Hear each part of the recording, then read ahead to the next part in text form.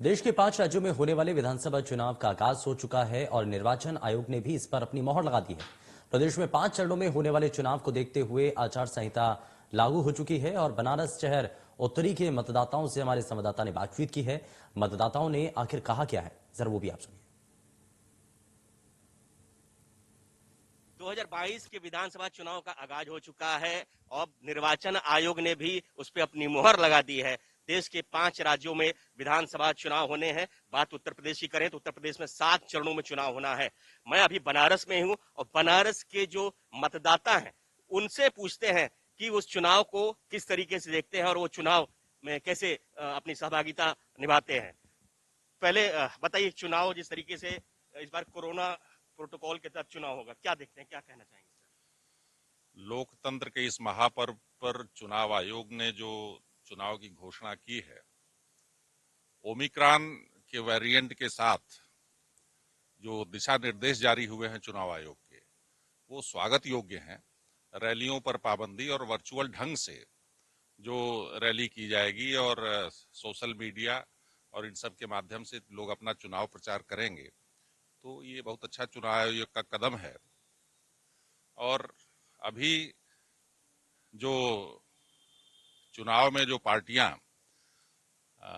आएंगी, मुख्य रूप से भारतीय जनता पार्टी जिसकी सरकार चल रही है योगी जी के नेतृत्व में, अखिलेश यादव जी की समाजवादी पार्टी, कांग्रेस, ये सभी लोग अपना दमखम दिखाएंगे।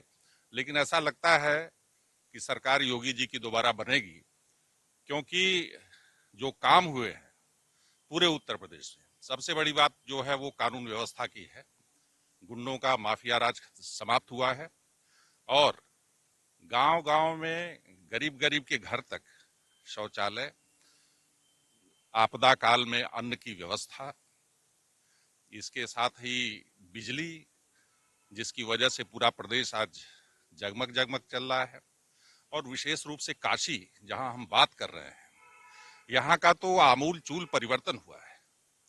स्वच्छता की व्यवस्था, एक स्मार्ट सिटी के रूप में इसका विकास और साथ में बाबा विश्वनाथ की जो भव्यता प्रदर्शित हुई है इनके कार्यकाल में, और जो सरकार ने काम किया है मोदी जी ने, योगी जी ने, ये बहुत बड़ा फैक्टर है ये जिससे ये सरकार दोबारा पूर्ण बहुमत के साथ, और आज जितनी संख्या है विधायकों की उससे ज्यादा संख्या में विधायक आएंगे, ऐसा लगता है।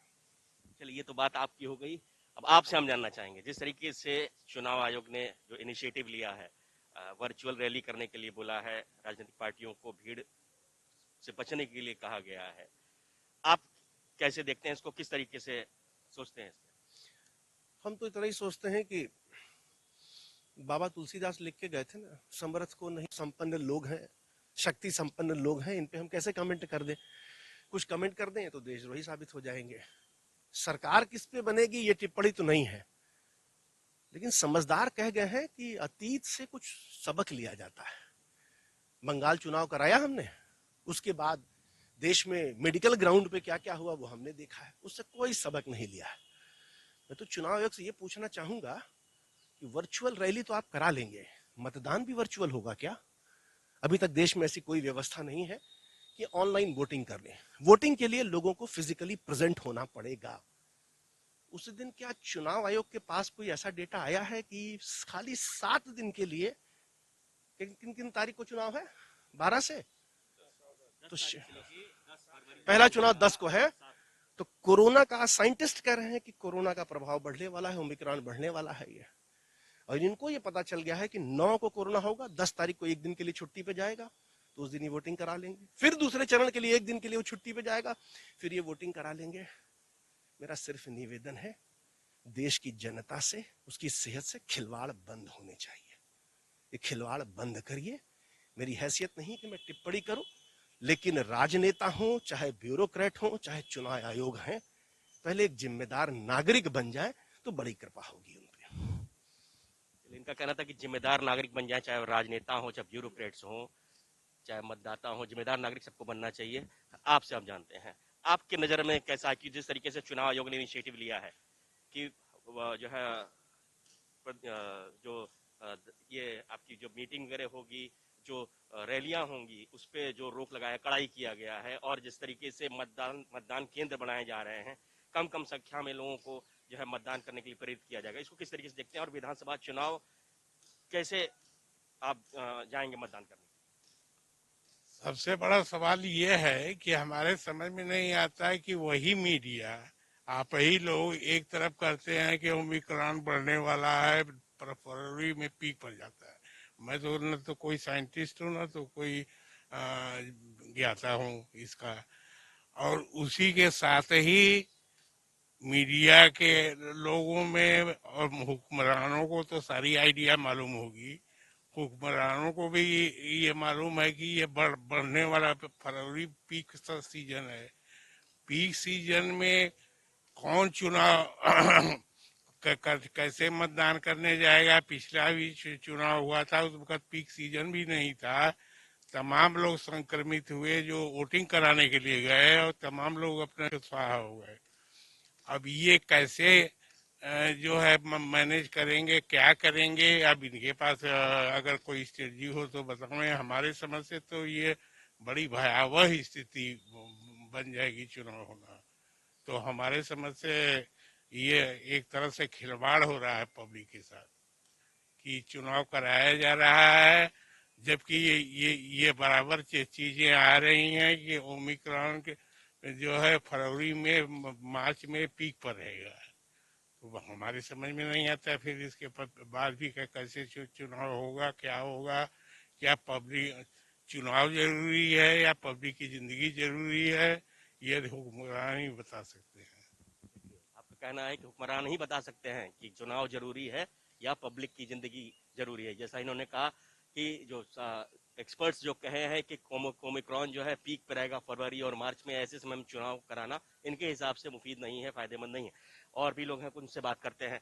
आप बताइए, आपके हिसाब से क्या होना चाहिए? जिस तरीके से चुनाव आयोग ने जो तिथि घोषित कर दी है, 7 चरणों में उत्तर प्रदेश में विधानसभा चुनाव होने हैं, उसके अलावा रैलियों पे जो प्रतिबंध कड़ाई की गई है, जिस तरीके से मतदान केंद्र बढ़ाए गए हैं, क्या कहना चाहिए? लोकतंत्र के सबसे बड़े पर्व का बिगुल बज चुका है और रण में उतरने के लिए सारी राजनीतिक पार्टियां अपने अपने सेनाओं के साथ तैयार हैं। लेकिन उत्तर प्रदेश के साथ साथ देश के जो हालात हैं और जैसा बताया जा रहा है कि आने वाले समय में ओमिक्रॉन की स्थिति, कोरोना की स्थिति और भी भयावह होने जा रही है, उस परिस्थिति में निर्वाचन आयोग ने जो भी निर्णय लिए हैं, अगर उस निर्णय पे 100% कड़ाई से पालन होता है तो चुनाव बहुत ही अच्छी तरह से संपन्न होगा, और नहीं तो आने वाले समय में तमाम दिक्कतों का आम जनता को ही सामना करना पड़ेगा। चुनाव आयोग ने कहा वर्चुअल रैली करने के लिए कहा है, उस पर आप क्या कहेंगे? वर्चुअल रैली होनी चाहिए, रैली पे रोक लगनी चाहिए, मोटरसाइकिल जुलूस पे रोक लगना चाहिए, सभाओं पे रोक लगना चाहिए। लेकिन अभी तक जो रोक लगाई है निर्वाचन आयोग ने सिर्फ 15 जनवरी तक लगाई है। अब उसके आगे चुनाव आयोग क्या निर्णय लेता है ये भी देखने वाली बात होगी। गौर करने वाला है कि 15 जनवरी तक की रोक लगाई है, उसके आगे क्या इनिशिएटिव लेता चुनाव आयोग, ये बहुत महत्वपूर्ण होगा। आप बताइए कैसे देखते हैं? चुनाव के लेकर सभी राजनीतिक पार्टी ने अपना सहमति प्रदान किया था, चुनाव आयोग ने मीटिंग भी किया था, तो सभी पार्टियां लगभग तैयार हैं। और सबसे बड़ी बात है कि युवा वोटर बहुत उत्साहित है। अब ओमिक्रॉन का तो भाई हर जगह से आ रहा है, लेकिन जनता उत्साहित है वोट देने के लिए। चुनाव ऐसे वक्त में हो रहा है कि आम जनता के लिए काफी दिक्कतें खड़ा कर सकता है। पार्टियां प्रतिबंध मानेंगी नहीं मानेंगी, कहने को नेता लोग बोल देते हैं, प्रचार में 5 आदमी कैसे जा पाएंगे? प्रचार में 5 की जगह 15-20 हो ही जाएंगे। और ये कोरोना काल में हमारे लोगों के समझ से परे है।